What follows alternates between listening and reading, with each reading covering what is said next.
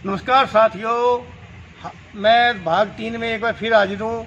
ये तो आप समझ ही गए हो किसको लेकर के। मेरे साथ हैं अतर सिंह सैनी जी, पूर्व मंत्री, और इनसे बड़ी खुल के बातचीत चल रही है। और क्योंकि बातचीत में इतनी खुल के हो रही है कि आपके सारे प्रश्नों के वो मैं भी खूब धड़ाके से बात पूछ रहा हूँ, वो भी खूब धड़ाके जवाब दे रहे हैं। तो आज मन की निकालते हैं, इनसे सारी बातें पूछेंगे जो आप लोग हमारे को अक्सर बताते रहते हैं।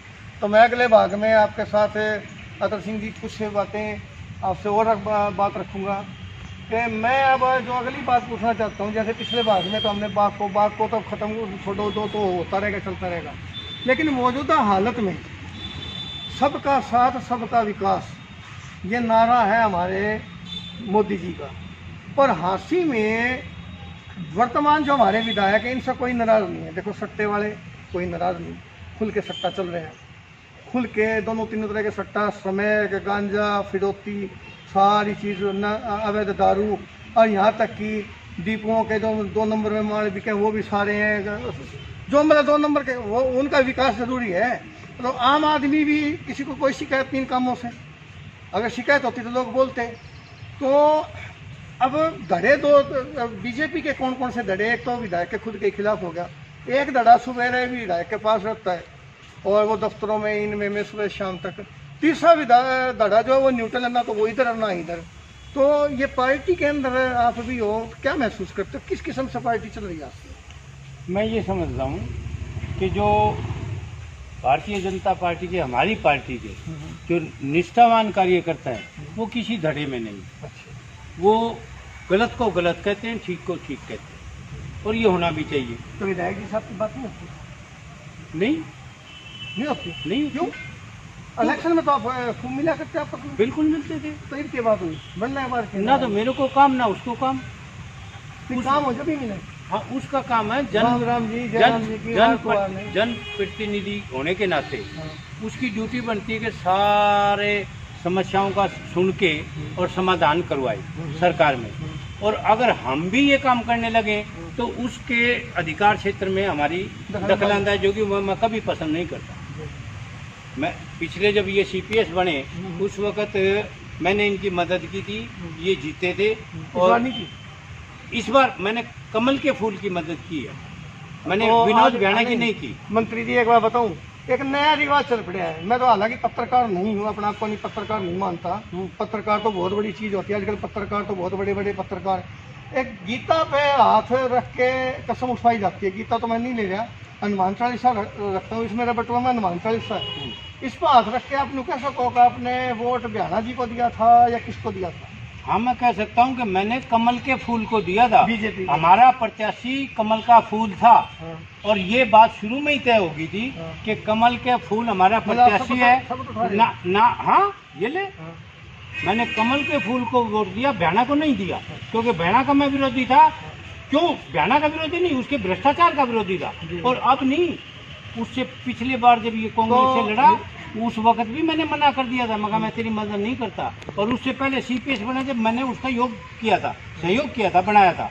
मैं जब एमएलए बना, मंत्री बना, तो उनने मेरा सहयोग किया था, ये कोई बात नहीं।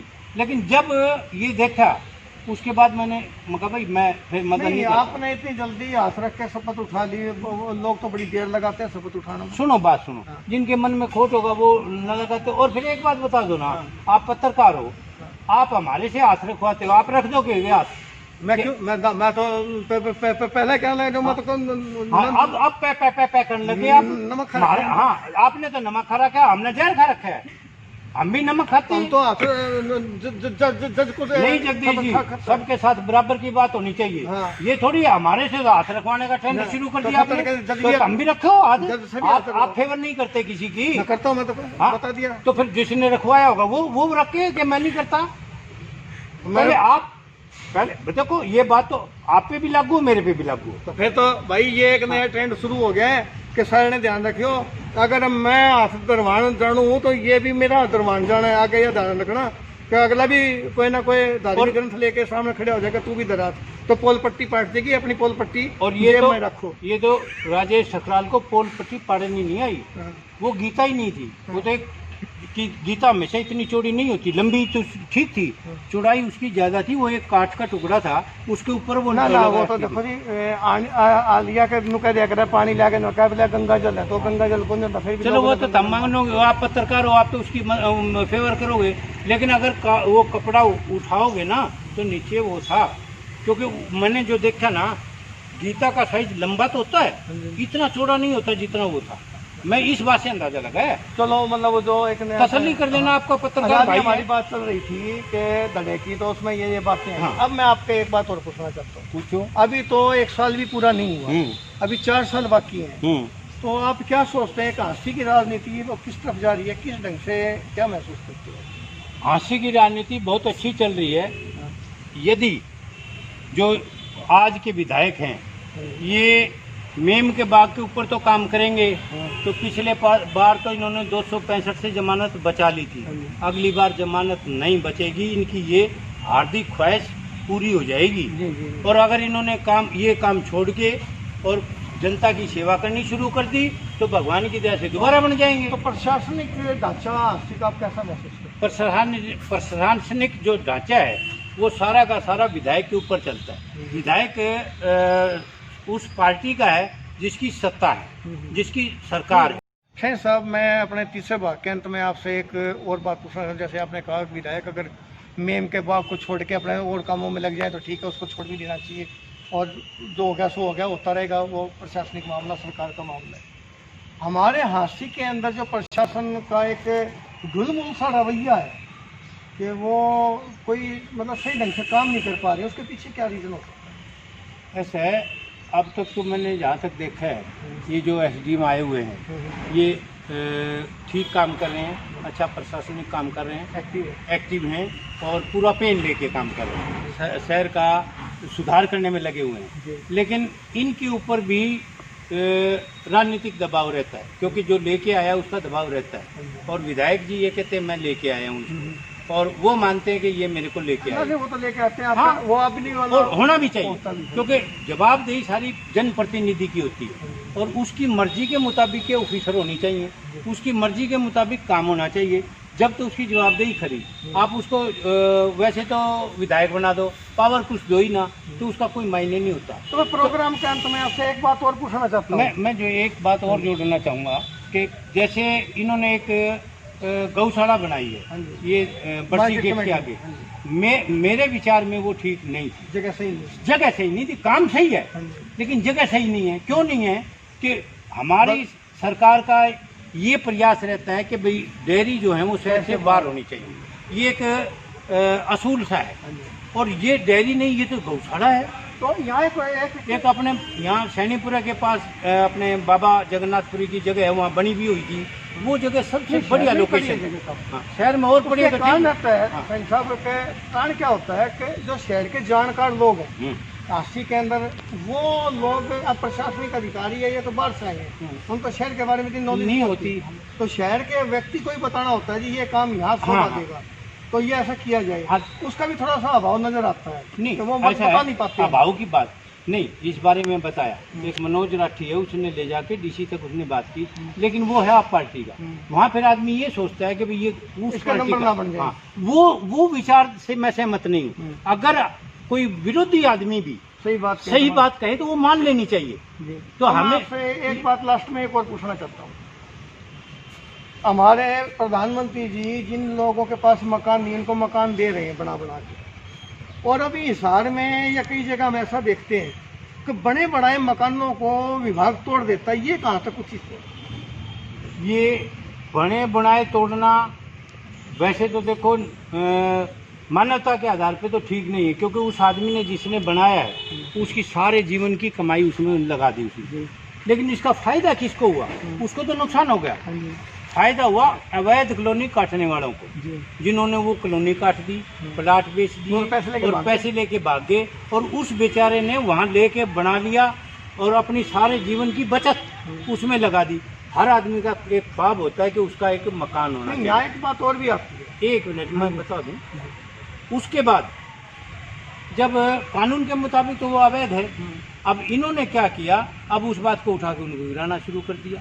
अब यही बात यहाँ हांसी में उठी हुई है, जो राजेश ठकराल कहता है। हाँ हाँ वो यही कहता है कि ये जो आदमी मारे जाएंगे तो या तो इस कॉलोनी को वैध करके आप दो, वरना पैसा तो आप कमा रहे हो, मारा हो जाएगा। अच्छा, मेम के बाग का असली रोड़ा ये है।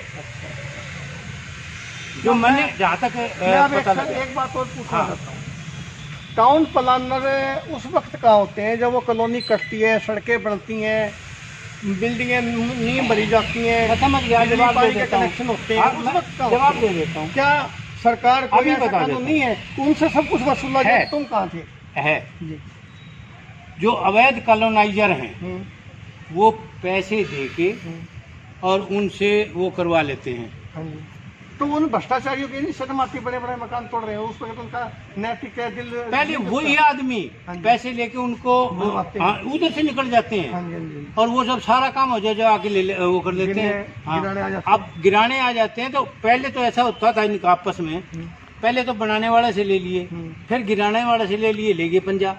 अब सरकार जो है माननीय मनोहर लाल खट्टर जी की, मुख्यमंत्री जी की सरकार है, वो ईमानदार सरकार है, ईमानदार व्यक्ति हैं वो, और उन्होंने सख्त आदेश दे रखे कि ऐसे नहीं होगा, कानून के सब बराबर हैं, तो वो इसलिए उसको गिराना पड़ता है। नहीं, मैं एक बात आपसे कहना चाहूँगा, आप सरकार के अंदर हैं? हाँ, नहीं, मैं पार्टी के अंदर, पार्टी में सरकार के अंदर है विधायक जी। आपकी पार्टी है, आप अपनी बात, क्या आप ये सलामी दे सकते हैं कि जी जो मकान बन गए कम से कम उनको रेगुलर करने का कोई प्रोसीजर निकालो ताकि लोगों को बर्बाद ना हो? बिल्कुल दे सकते हैं, और बिल्कुल मैं पैरवी करता हूँ इस बात की कि आप कोई ऐसा रास्ता निकालो, इनके ऊपर आप चार्ज ले लो, जो भी आपने करना करो, लेकिन असल जो दोषी है वो है जो कॉलोनाइजर अवैध कॉलोनी काट के चला गया, उसके ऊपर कोई कार्रवाई नहीं।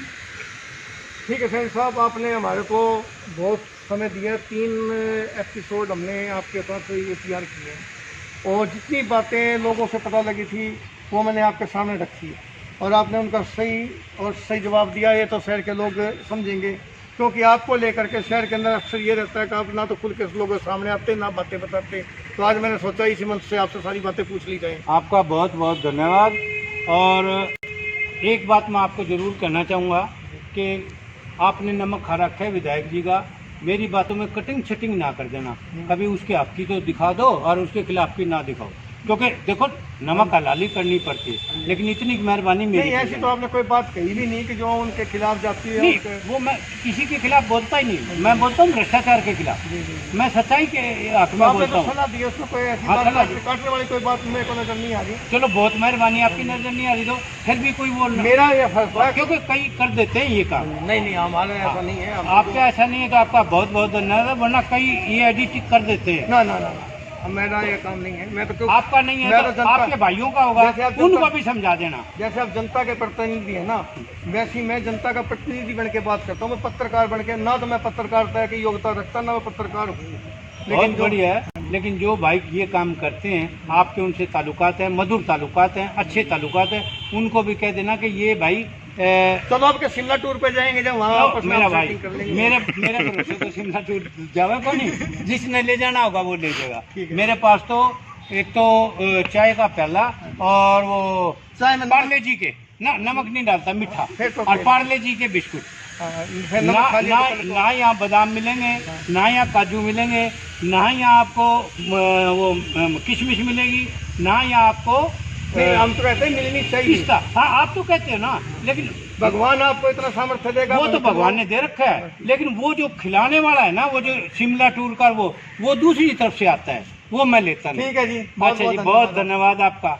तो ये हमारा तीसरा भाग यहीं खत्म होता है। जैसे कि बड़ी खुल के हमने बातें की, उन्होंने जवाब दिया।